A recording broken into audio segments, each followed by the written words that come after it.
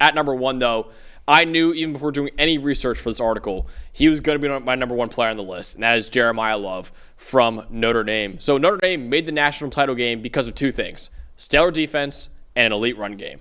Both those things should remain true in 2025 as well. Jeremiyah Love, as a true sophomore, was the second most valuable running back in the country, according to our wins above average metric. 91 PFF grade, was 5th in the country as well.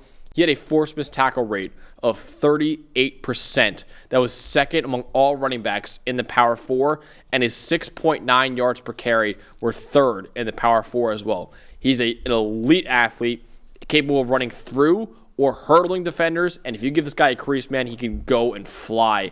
We watched that. We actually, at the Notre Dame-Indiana playoff game, that 98-yard touchdown run he had, it was just like, it was an instant from Jeremiyah Love. So, again, another guy on this list. There's so many good running backs in college football, Dalton, but again, even before watching the tape, even before doing any research on stats, I went into it saying, okay, I know for a fact Jeremiyah Love is going to be my number 1 running back in the country. Yeah, no question. I mean, you look at the offense he plays in, this offensive line, and the way they're going to be in year 2 with that crew. I know they lost a couple of the veteran guys, but they got a young offensive line that can really run block. But you talk about Love, he's got solid size, home run speed. Yeah. I think that's the first thing that jumps out to me. If he turns the corner, just go sit down. It's that simple. You mentioned the 98-yard touchdown run against Indiana that we were there for, and he just glides, right? Yeah. I mean, he's just one of those gliders that when he opens that stride up, you're not going to catch him. And you mentioned he's physical. You saw the physicality in the Penn State game, that touchdown run down on the goal line, breaking 3 or 4 tackles down there, reaching over the goal line. Got a little bit of everything. I think the only thing for me, maybe runs a little bit high, doesn't have the most wiggle yet. Generally, it's the speed that's going to win, the power that's going to win, and obviously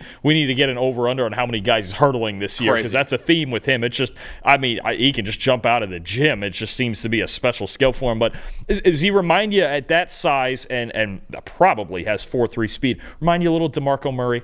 Oh, I see. Yeah. I kind of thought about him.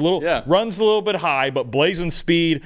Obviously, very good size, can do some things that guys of that size just shouldn't be able to do, especially with the hurdles like you mentioned. So I think the only thing that might keep him back from a Heisman-level campaign as far as volume is the fact that he plays with Jadarian Price, another very good back. Even their third back, Aeneas Williams, who's a really good receiver out of the backfield. So Notre Dame, they want to keep Jeremiyah Love fresh. His year last year didn't quite finish the way he wanted to. He was playing through the playoff, hurt, right? Had an ankle injury, I think it was. So, but this guy healthy, yeah, I'm with it. He's the best back in the country. He's got a little bit of everything. And again, he turns that corner, he's gone. Just go sit down.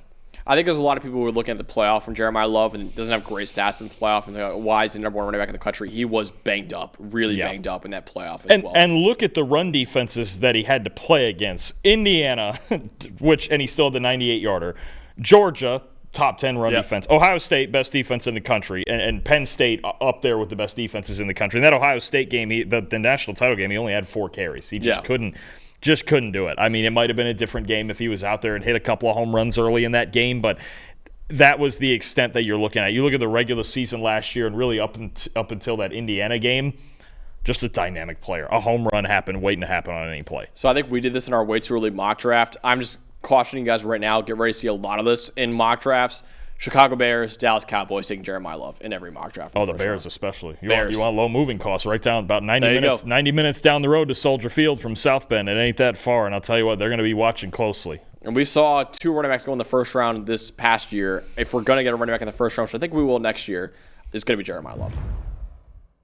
Hey, thanks for watching another episode of the PFF College Football Show. Please make sure you guys subscribe to the channel. Also, subscribe to PFF Plus at subscribe.pff.com for all of the same data and grades that we use in our show, plus fantasy tools, betting tools, and our mock draft simulator.